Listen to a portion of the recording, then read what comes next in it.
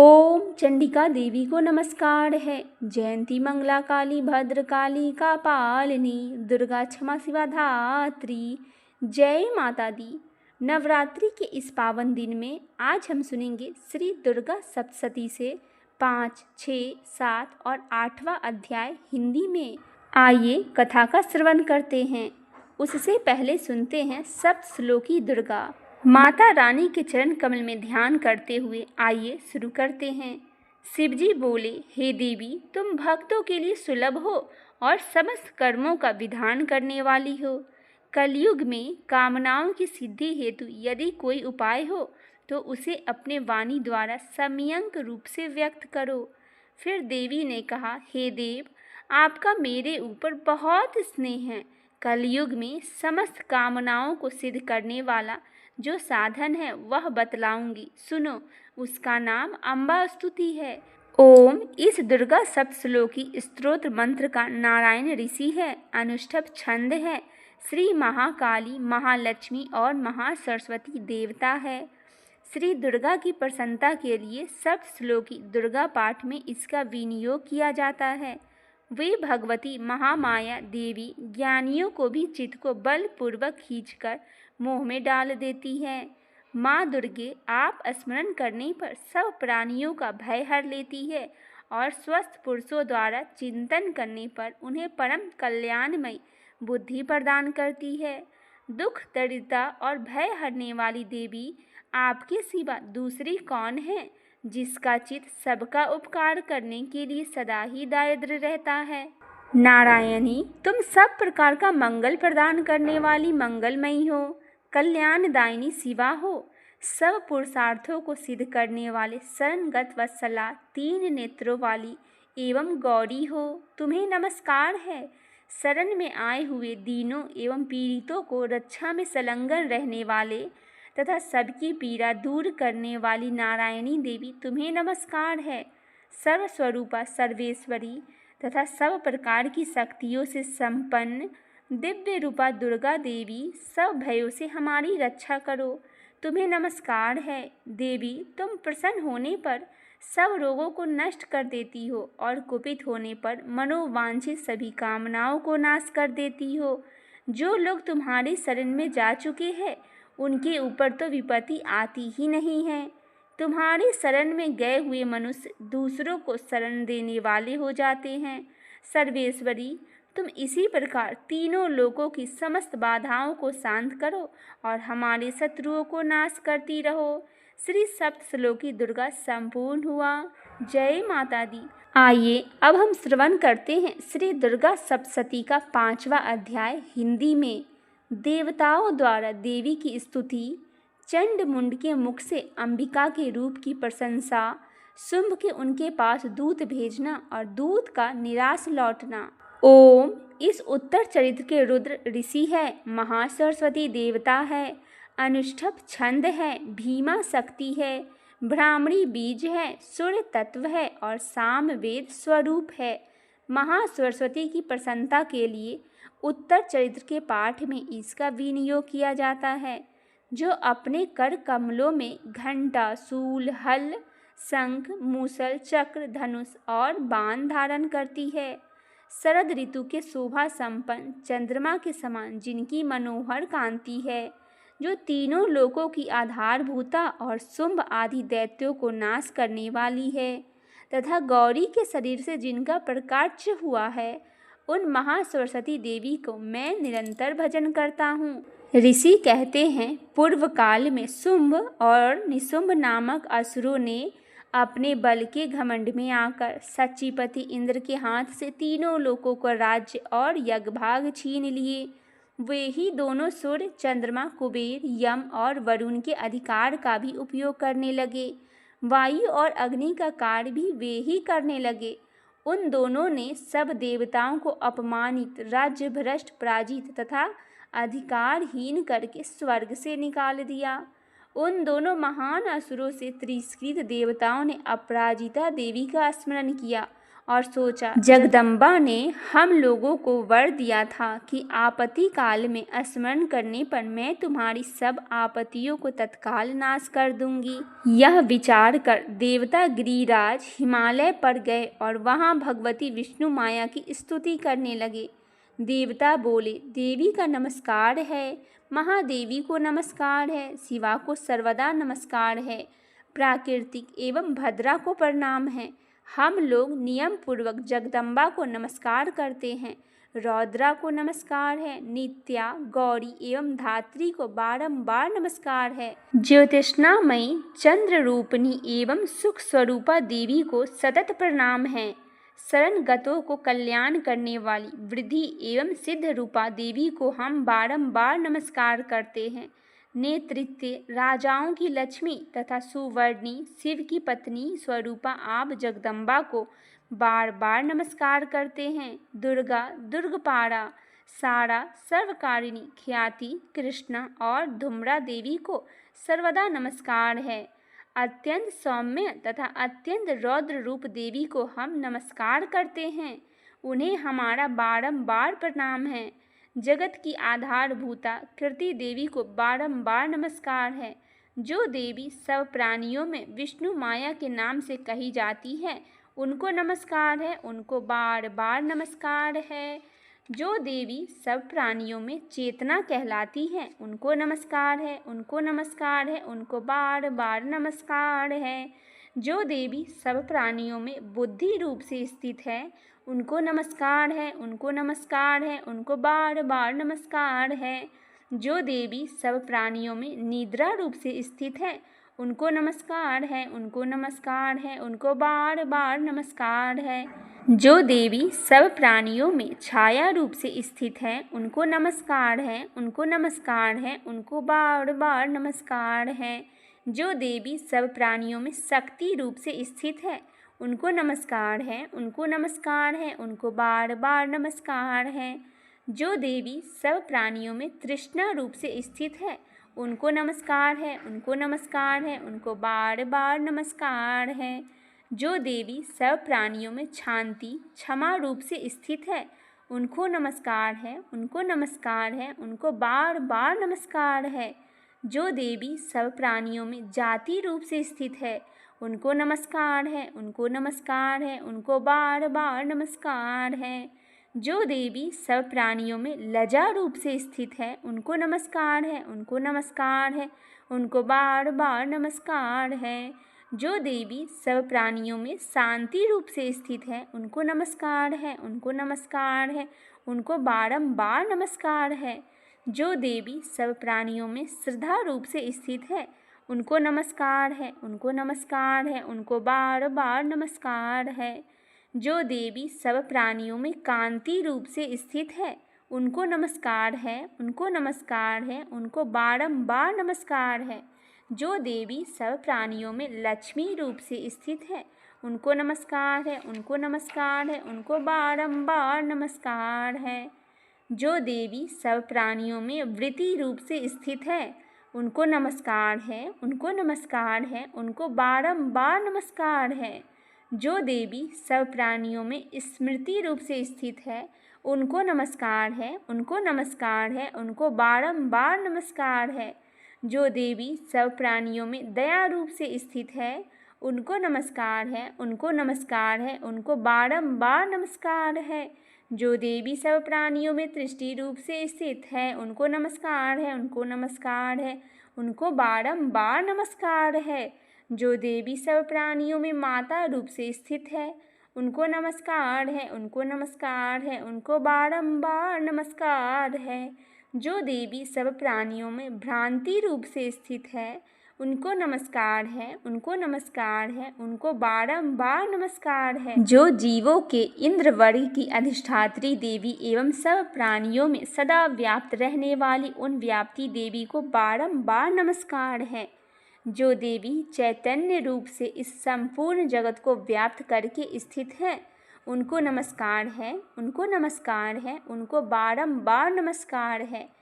पूर्व काल में अपने अधिष्ठि की प्राप्ति की होने से देवताओं ने जिनकी स्तुति की थी तथा देवराज इंद्र ने बहुत दिनों तक जिनका सेवन किया, वह कल्याण की साधन भूत ईश्वरी हमारा कल्याण और मंगल करे तथा सारी आपत्तियों को नाश कर डाले।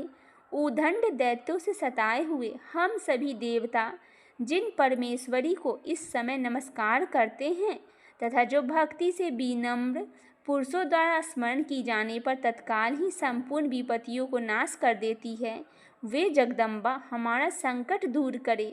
ऋषि कहते हैं, राजन, इस प्रकार जब देवता स्तुति कर रहे थे तब उस समय पार्वती देवी गंगा जी के जल में स्नान करने के लिए वहाँ उन सुंदर भवों वाली भगवती ने देवताओं से पूछा, आप लोग यहाँ किसकी स्तुति करते हैं?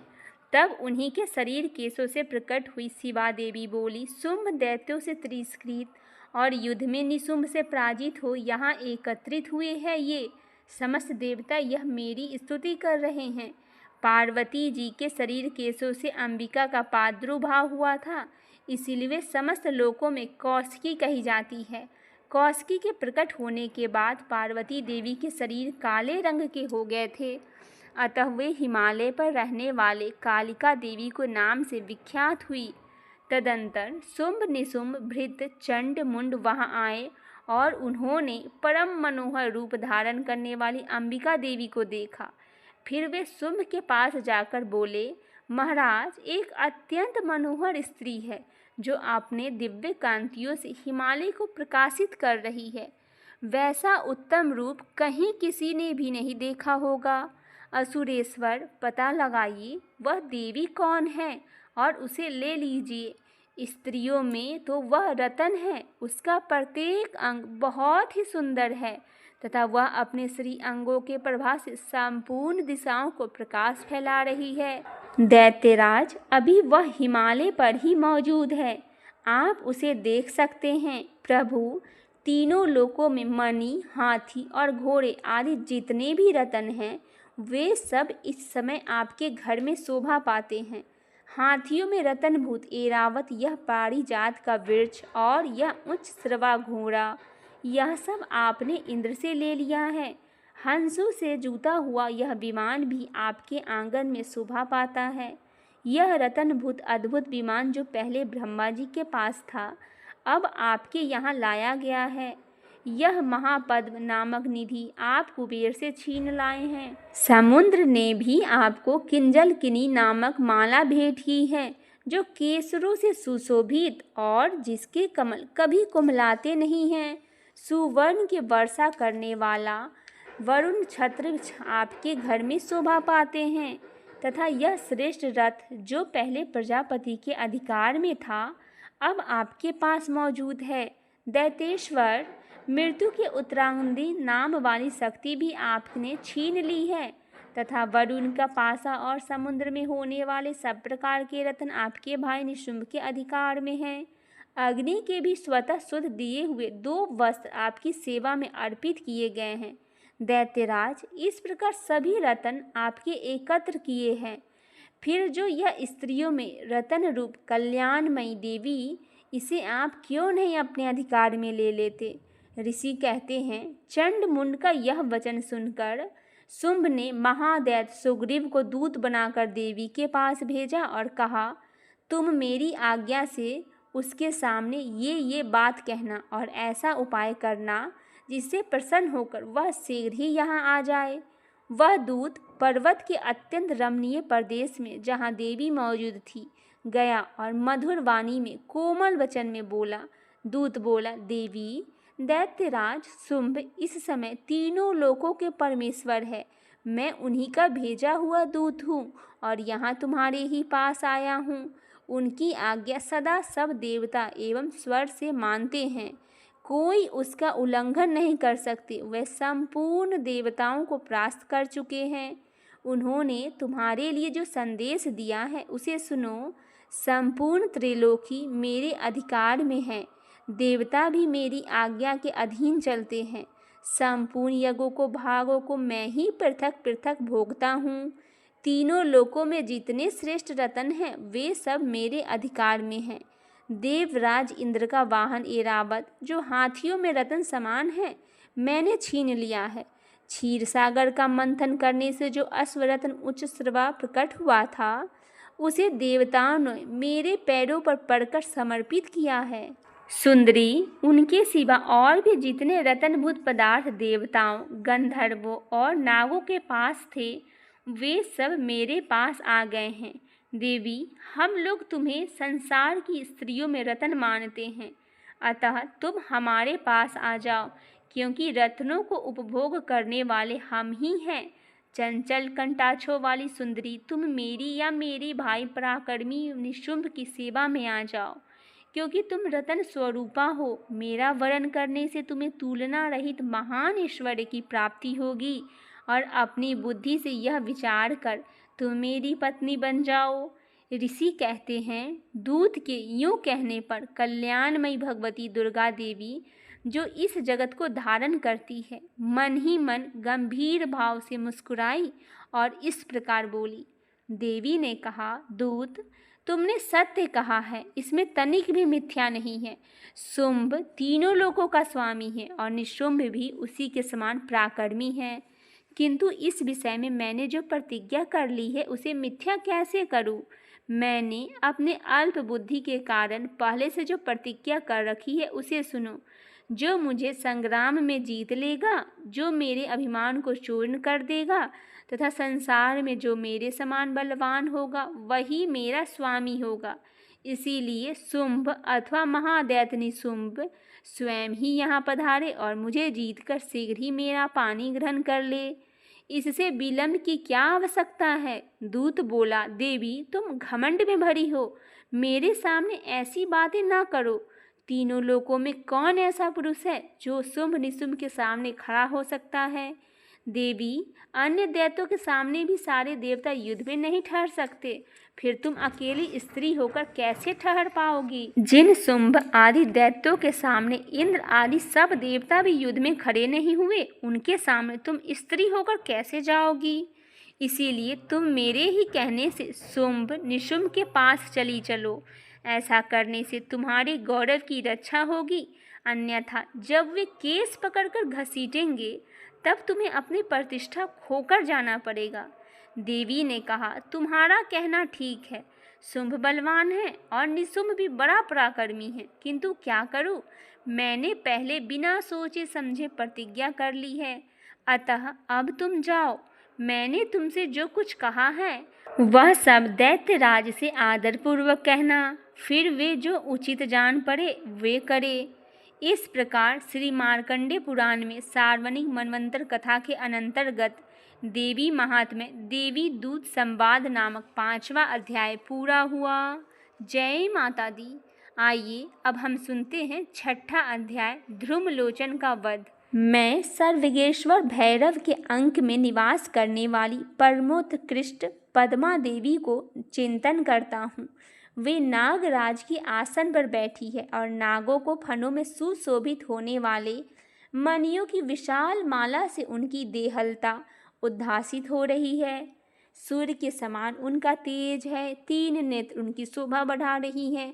वे हाथों में माला, कुंभ, कपाल और कमल लिए हुए हैं तथा उनके मस्तक में अर्धचंद्र का मुकुट सुशोभित है। ऋषि कहते हैं, देवी का यह कथन सुनकर दूत को बड़ा अमर्ष हुआ और उसने दैत्यराज के पास जाकर सब समाचार विस्तार पूर्वक कह सुनाया। दूत के उस वचन को सुनकर दैत्यराज कुपित हो उठा और दैत्य सेनापति ध्रुमलोचन से बोला, ध्रुमलोचन, तुम शीघ्र अपनी सेना साथ लेकर जाओ और उस दुष्ट के केस पकड़कर घसीटते हुए उसे बलपूर्वक यहाँ ले आओ। उसकी रक्षा करने के लिए यदि कोई दूसरा खड़ा हो तो वह देवता, यक्ष अथवा गंधर्व क्यों न हो, उसे अवश्य मार डालना। ऋषि कहते हैं, शुंभ के इस प्रकार आज्ञा देने पर वह ध्रुमलोचन दैत्य 60,000 असुरों की सेना को साथ लेकर वहां से तुरंत चल दिया। वहां पहुंचकर उसने हिमालय पर रहने वाली देवी को देखा और ललकार कर कहा, अरे तू शुंभ निशुंभ के पास चल। यदि इस समय प्रसन्नतापूर्वक मेरे स्वामी के समीप नहीं जाएगी तो मैं बलपूर्वक झोटा घसीट कर लेकर जाऊंगा। देवी बोली, तुम्हें दैत्यों के राजा ने भेजा है। तुम स्वयं भी बलवान हो और तुम्हारे साथ विशाल सेना है। ऐसी दशा में यदि मुझे बलपूर्वक ले चलोगे तो मैं तुम्हारा क्या कर सकती हूँ। ऋषि कहते हैं, देवी के यूं कहने पर असुर ध्रुमलोचन उनकी ओर दौड़ा। तब अंबिका ने होंग शब्द का उच्चारण से उसे भस्म कर दिया। फिर तो क्रोध में भरी हुई दैत्यों की विशाल सेना और अंबिका ने एक दूसरे पर तीखे सायों की शक्तियों तथा फरसों की वर्षा आरंभ की। बालों की हिलाता हुआ असुरों की सेना में कूद पड़ा। उसने कुछ दैत्यों को पंजों से मार से, कितनों से अपने जबड़ों से और कितनों को महादैत्यों को पटक पटक कर ओठ से दाढ़ों से घायल करके मार डाला। उस सिंह ने अपने नखों से कितनों को पेट फाड़ डाले और थप्पड़ मारकर कितनों को सिर धड़ से अलग कर दिया। फिर कितनों की भुजाएं और मस्तक काट डाले तथा अपनी गर्दन के बाल को हिलाता हुए उसने दूसरे दैत्यों को पेट फाड़कर उनका रक्त चूस लिया। अत्यंत क्रोध में भरे हुए देवी का वाहन उस महाबली सिंह ने क्षण भर में ही असुरों की सारी सेना का संहार कर डाला। शुंभ ने जब सुना कि देवी ने ध्रुमलोचन असुर का मार डाला तथा उसके सिंह ने सारी सेना सफाया कर डाला, तब उस दैत्यराज ने बड़ा क्रोध हुआ। उसका ओठ कांपने लगा। उसने चंड और मुंड नामक दो महादैत्यों की आज्ञा दी, हे चंड और हे मुंड, तुम लोग बहुत बड़ी सेना लेकर वहां जाओ। उस देवी के झोटे पकड़कर अथवा उसे बांधकर शीघ्र यहाँ ले आओ। यदि इस प्रकार उसको लाने में संदेह हो तो युद्ध में इस प्रकार अस्त्र शस्त्रों का समस्त असुरों की सेना का प्रयोग करने के बाद उसकी हत्या कर डालना। उस दुष्टा की हत्या होने तथा सिंह के भी मारे जाने पर उस अंबिका को बांधकर साथ ले शीघ्र लौट आना। इस प्रकार श्री मार्कंडेय पुराण में सार्वनिक मानवंतर कथा के अनंतर्गत देवी महात्म्य ध्रुमलोचन वध नामक 6ठा अध्याय पूरा हुआ। बोलिए जय माता दी। आइए अब सुनते हैं श्री दुर्गा सप्तशती से 7वां अध्याय चंड और मुंड का वध। मैं मातांगी देवी का ध्यान करती हूँ। वे रतन में सिंहासन पर बैठकर पढ़ते हुए तोते के मधुर शब्द सुन रही है। उनके शरीर का वर्ण श्याम है। वे अपना एक पैर कमल पर रखे हुए हैं और मस्तक पर अर्धचंद्र धारण करती है तथा कहार पुष्पों की माला धारण किए वीणा बजाती है। उनके अंग में कसी हुई चोली शोभा पा रही है। वे लाल रंग की साड़ी पहने हुए, हाथ में शंखमय पात्र लिए हुए, उनके वदन पर मधु का हल्का हल्का प्रभाव जान पड़ता है और ललाट में बिंदी शोभा दे रही है। ऋषि कहते हैं, तदंतर शुंभ की आज्ञा पाकर वे चंड मुंड आदि दैत्य चतुरंगनी सेना तथा अस्त्र शस्त्र से सुशोभित हो चल दिए। फिर गिरिराज हिमालय के सुवर्ण ऊंचे शिखर पर पहुंचकर उन्होंने सिंह पर बैठी देवी को देखा। वे मंद मंद मुस्कुरा रही थी। उन्हें देखकर दैत्य लोग तत्परता से पकड़ने का उद्योग करने लगे। किसी ने धनुष तान लिया, किसी ने तलवार, और कुछ लोग देवी के पास आकर खड़े हो गए। तब अंबिका ने उन शत्रुओं को प्रति बड़ा क्रोध किया। उस समय क्रोध के कारण उनका मुख काला पड़ गया, ललाट में भौं टेढ़ी हो गई और वहां से तुरंत विकराल मुखी काली प्रकट हुई जो तलवार और पासा लिए हुई थी। वे विचित्र खट्टवाग धारण किए और चीते की चमड़े की साड़ी पहने हुए नर मुंडों की माला से विभूषित थी। उनके शरीर का मांस सूख गया था, केवल हड्डियां ढांचा थी जिससे वे अत्यंत भयंकर जान पड़ती थी। उनका मुख बहुत विशाल था। जीभ लपलपाने के कारण वे और भी डरावनी प्रतीत होती थी। उनकी आंखें भीतर की ओर धंसी हुई और कुछ लाल थी। वे अपने भयंकर गर्जना से संपूर्ण दिशाओं को गुजार रही थी। बड़े बड़े दैत्यों का वध करती हुई वे कालिका देवी बड़े वेग से दैत्यों की उस सेना पर टूट पड़ी और उन सबको भक्षण करने लगी।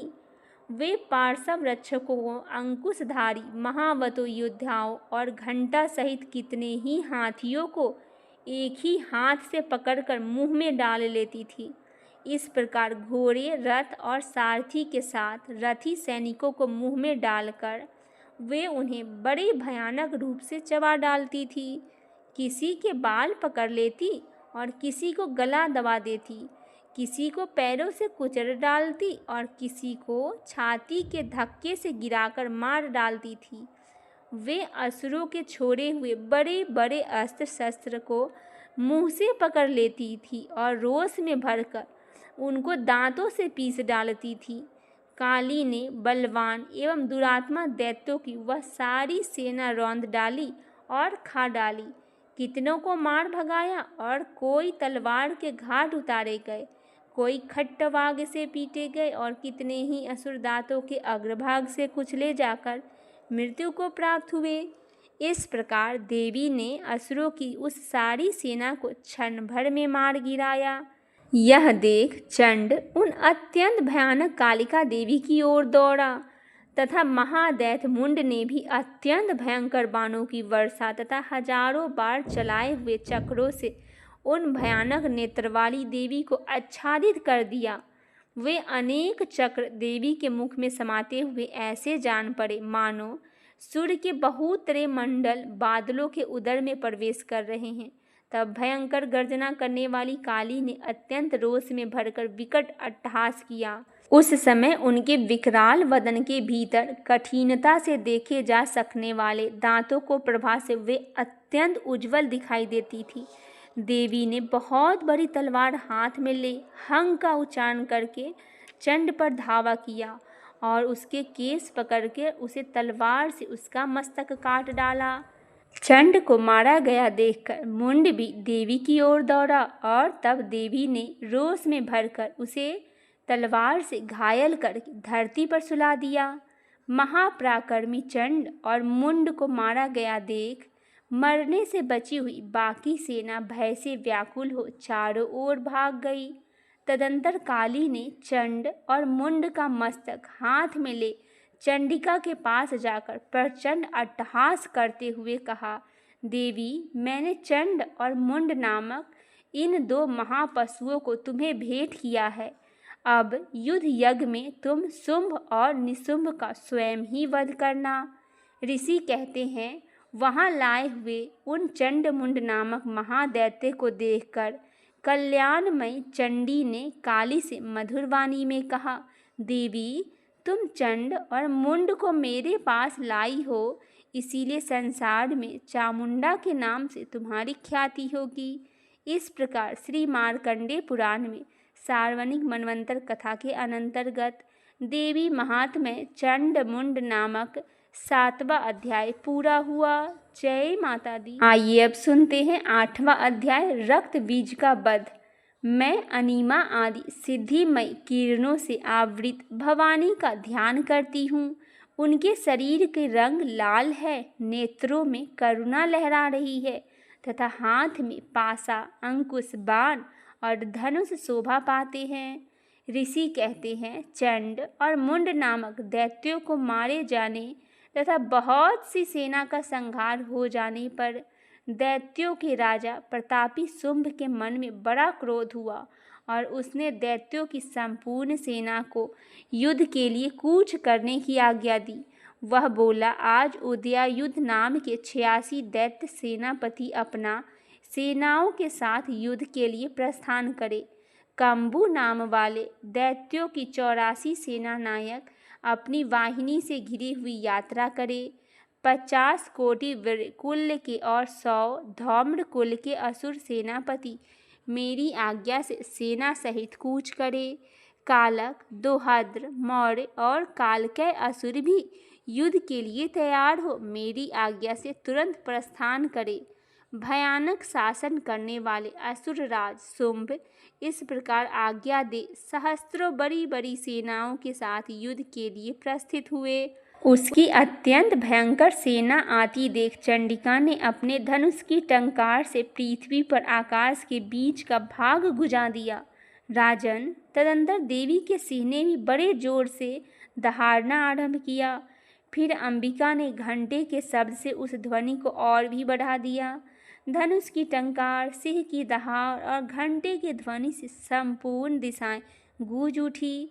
उस भयंकर शब्द से काली ने अपने विकराल मुख को और भी बढ़ा लिया। इस प्रकार वे विजयिनी हुई।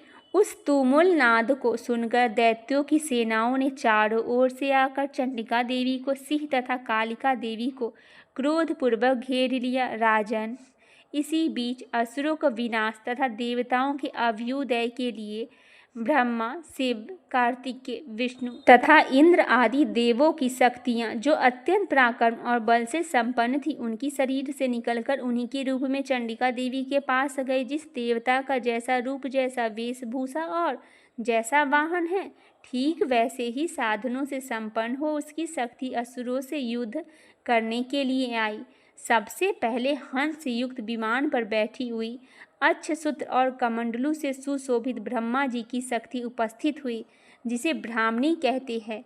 महादेव जी शक्ति विष पर आरूढ़ हो, हाथों में श्रेष्ठ त्रिशूल धारण किए, महानाग का कंकण पहने, मस्तक पे चंद्र रेखा से विभूषित हो रहा आ पहुंची।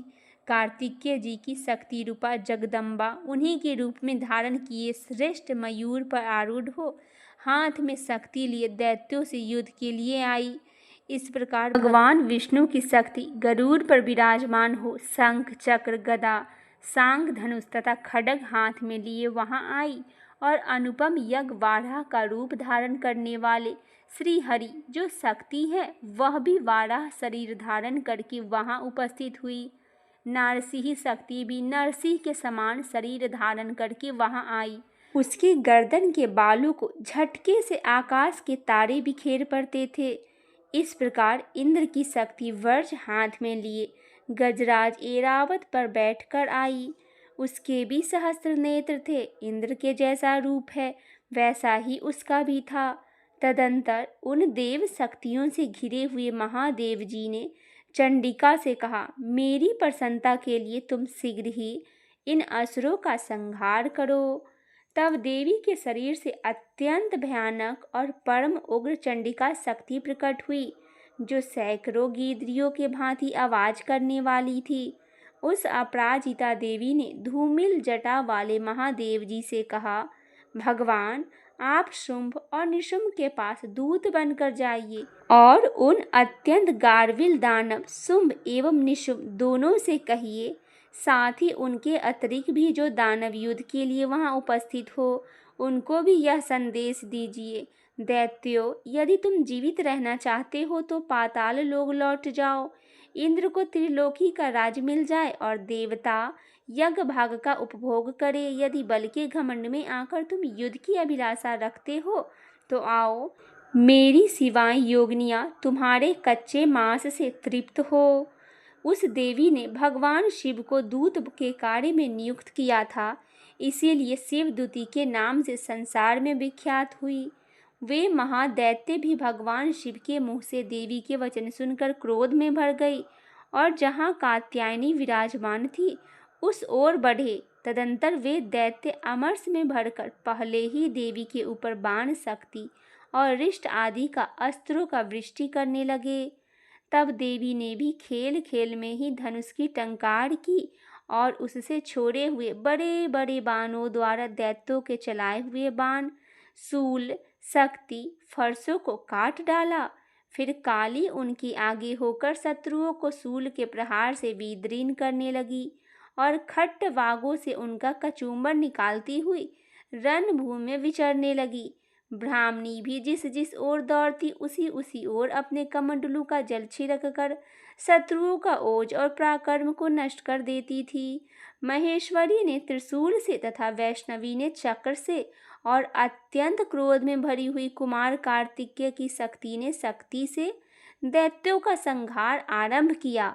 इंद्र शक्ति वज्र प्रहार के विदीर्ण हो सैकड़ों दैत्य दानव रक्त की धारा बहाते हुए पृथ्वी पर सो गए। वाराही शक्ति ने कितनों को अपने थूथनों के मार से नष्ट किया, दाढ़ों के अग्रभाग से कितनों की छाती छेद डाली तथा कितने ही दैत्य उसके चक्रों के चोट से विदीर्ण होकर गिर पड़े। नारसिंह भी दूसरे दूसरे महादैत्यों को अपने नखों से विदीर्ण करके खाती और सिंहनाद से दिशाओं एवं आकाश की गुजाती हुई युद्ध क्षेत्र में विचरने लगी। कितने ही असुर शिवदूती प्रचंड अट्टहास से अत्यंत भयभीत हो पृथ्वी पर गिर पड़े। गिरने पर उन्हें शिवदूती ने उस समय अपना ग्रास बना लिया। इस प्रकार क्रोध में भरे हुए मातृगणों को नाना प्रकार के उपायों से बड़े बड़े असुरों का मर्दन करते देख दैत्य सैनिक भाग खड़े हुए। मातृगणों से पीड़ित दैत्यों को युद्ध से भागता हुआ देख रक्त बीज नामक महादैत्य क्रोध में भरकर युद्ध करने के लिए आया। उसके शरीर से जब रक्त की बूंद पृथ्वी पर गिरती तब उसके समान शक्तिशाली एक दूसरा महादैत्य पृथ्वी पर पैदा हो जाता। महिषासुर रक्त बीज हाथ में गदा लेकर इंद्र शक्ति के साथ युद्ध करने लगा। तब ऐन्द्री ने अपने वज्र से रक्त बीज को मारा। वज्र से घायल होने पर उसके शरीर से बहुत से रक्त चूने लगे और उससे उसके समान रूप तथा पराक्रम वाले योद्धा उत्पन्न हुए। उसके शरीर से रक्त की जितने बूंदे गिरे उतने ही पुरुष उत्पन्न हो गए। वे सब रक्त बीज के समान ही वीर्यवान, बलवान और पराक्रमी थे। वे रक्त से उत्पन्न होने वाले पुरुष भी अत्यंत भयंकर अस्त्र शस्त्रों का प्रहार करते हुए वहां के मातृगणों को साथ घोर युद्ध करने लगा। पुनः वज्र के प्रहार से जब उसका मस्तक घायल हुआ तब रक्त बहने लगा और उससे हजारों पुरुष उत्पन्न हो गए। वैष्णवी ने युद्ध भूमि में रक्त बीज पर चक्र का प्रहार किया तथा ऐन्द्री ने उस दैत्य सैन्यपति को गदा से चोट पहुंचाया। वैष्णवी ने चक्र घायल होने पर उसके शरीर से जो रक्त बहा और उससे जो उसके बराबर आकार वाले सहस्त्रों महादैत्य प्रकट हुए, उनके द्वारा संपूर्ण जगत व्याप्त हो गया। कौमारी ने शक्ति से, वाराही ने खड्ग से, महेश्वरी ने त्रिशूल से महादैत्य रक्त बीज को घायल किया। क्रोध में भरे हुए उस महादैत्य रक्त बीज ने भी गदा से सभी मात्र शक्तियों पर पृथक पृथक प्रहार किया। शक्ति और शूल आदि से अनेक बार घायल होने पर जो उसके शरीर से रक्त की धारा पृथ्वी पर गिरी, उससे भी निश्चय ही सैकड़ों असुर उत्पन्न हो गए। इस प्रकार उस महादैत्यों के रक्त से प्रकट हुए असुरों द्वारा संपूर्ण जगत व्याप्त हो गया। इससे उन देवताओं को बड़ा भय हुआ। देवताओं उदास देखकर चंडिका ने काली से शीघ्रतापूर्वक कहा, चामुंडे, तुम अपना मुख और भी फैलाओ तथा मेरे शस्त्रपातों से गिरने वाले रक्त बिंदुओं को, उनसे उत्पन्न होने वाला महादैत्यों को तुम अपने इस उतावले मुख से खा जाओ। इस प्रकार रक्त से उत्पन्न होने वाले महादैत्यों को भक्षण करती हुई तुम रण में विचरती रहो। ऐसा करने से उस दैत्यों का सारा रक्त छीन हो जाने पर वह स्वयं भी नष्ट हो जाएगा। उन भयंकर दैत्यों को जब तुम खा जाओगी तब दूसरे नए दैत्य उत्पन्न नहीं हो सकेंगे। काली से यूं कहकर चंडिका देवी ने शूल से रक्त बीज को मारा और काली ने अपने मुख में उसका रक्त ले लिया। तब उसने वहां चंडिका पर गदा से प्रहार किया, किंतु उस गदापात ने देवी को तनिक भी वेदना नहीं पहुंचाई। रक्त बीज के घायल शरीर से बहुत सा रक्त गिरा, किंतु ज्यों ही वह गिरा त्यों ही चामुंडा ने उसे अपने मुख में ले लिया। रक्त गिरने से काली के मुख में जो महादैत्य उत्पन्न हुए, उन्हें भी वह चट कर गई और उसने रक्त बीज का रक्त भी पी लिया। तदंतर देवी ने रक्त बीज को जिसका रक्त चामुंडे ने पी लिया था, वज्र, पान, खड्ग तथा रिष्ट आदि से मार डाला। राजन, इस प्रकार शस्त्रों के समुदाय से आहत एवं रक्तहीन हुआ महादैत्य रक्त बीज पृथ्वी पर गिर पड़ा। नरेश्वर, इससे देवताओं को अनुपम हर्ष की प्राप्ति हुई और मातृगण उन असुरों के रक्तपान के मद से उद्धत सा होकर नृत्य करने लगे। इस प्रकार श्री मार्कंडेय पुराण में सार्वजनिक मानवंतर कथा के अनंतर्गत देवी महात्म्य रक्त बीज वध नामक 8वां अध्याय पूरा हुआ।